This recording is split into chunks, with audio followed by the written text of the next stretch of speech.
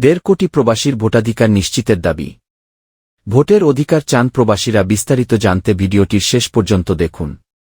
বাংলাদেশ থেকে বিশ্বের 120টি দেশে থাকা প্রবাসীদের ভোট দেওয়ার দাবি জানিয়ে 8 দফা প্রস্তাব দিয়েছে প্রবাসী অধিকার আন্দোলনের নেতারা বলছেন, প্রতিবেশী দেশ ভারত, মালদ্বীপ, ভুটান সহ এশিয়ার প্রায় 200টি দেশ তাদের প্রবাসী নাগরিকদের ভোটাধিকারের ব্যবস্থা করেছে।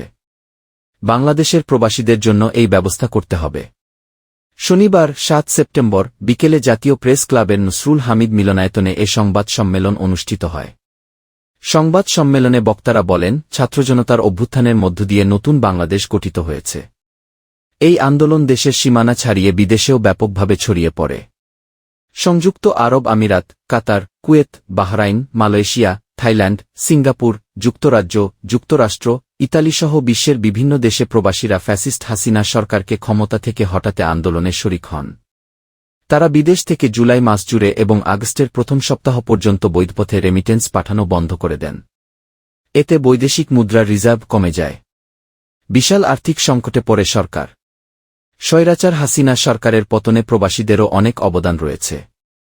তাই বাংলাদেশ নামক রাষ্ট্র সংস্কারে প্রবাসীদের ভূমিকা রাখার পাশাপাশি সময় এসেছে তাদের ভোটের অধিকার সত্যিকার অর্থে বাস্তবায়ন করা। এছাড়াও সংবাদ সম্মেলনে প্রবাসী ভোটারদের অবস্থান সম্পর্কে জানানো হয়। এতে বলা হয়, নির্বাচন কমিশনের তথ্যমতে বাংলাদেশে বর্তমানে মোট ভোটার 11,91,51,440 জন।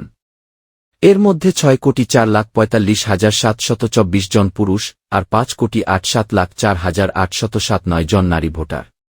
আর 837 জন হিজরা ভোটার রয়েছেন। 5 জানুয়ারি 2023 দৈনিক ইত্তেফাক। এই 1 কোটি নয় 1 লাখ ভোটারের মধ্যে প্রায় 1.5 কোটি প্রবাসী ভোটার কর্মসূত্রে বিদেশে অবস্থান করছেন, যা মোট ভোটারের 3%। প্রবাসে ভোট দেওয়ার অধিকারের দাবিগুলো হল: 1. বিদেশে প্রবাসীদের অংশগ্রহণে এসএসসি, এইচএসসি, অনার্স এমনকি বিসিএস পরীক্ষা অনুষ্ঠিত হয়। তাহলে জাতীয় নির্বাচনে কেন প্রবাসীরা ভোট দিতে পারবে না? বাংলাদেশের অ্যাম্বাসি কনসুলেট অফিসে ভোট দেওয়ার ব্যবস্থা করতে হবে। 2. দেশের অর্থনীতিতে যেহেতু প্রবাসীদের ব্যাপক ভূমিকা রয়েছে, সে কারণে দেশের নির্বাচন ব্যবস্থার মাধ্যমে কারা জনপ্রতিনিধি হিসেবে নির্বাচিত হবেন সে ব্যাপারে প্রবাসীদের মতামত নিতে হবে। 3. আমেরিকা, ইউরোপ, কানাডা এবং অস্ট্রেলিয়াতে জাতীয় নির্বাচনের আগের দিন এবং যে সব দেশে বাংলাদেশের সাথে সময়ের পার্থক্য কম সেই সব দেশে একই দিনে ভোটের ব্যবস্থা করতে হবে।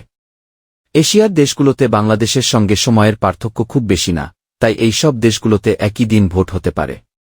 নির্বাচনের দিন পোলিং বুথ স্থাপন করতে হবে সংশ্লিষ্ট দেশের বাংলাদেশ দূতাবাস অফিসে।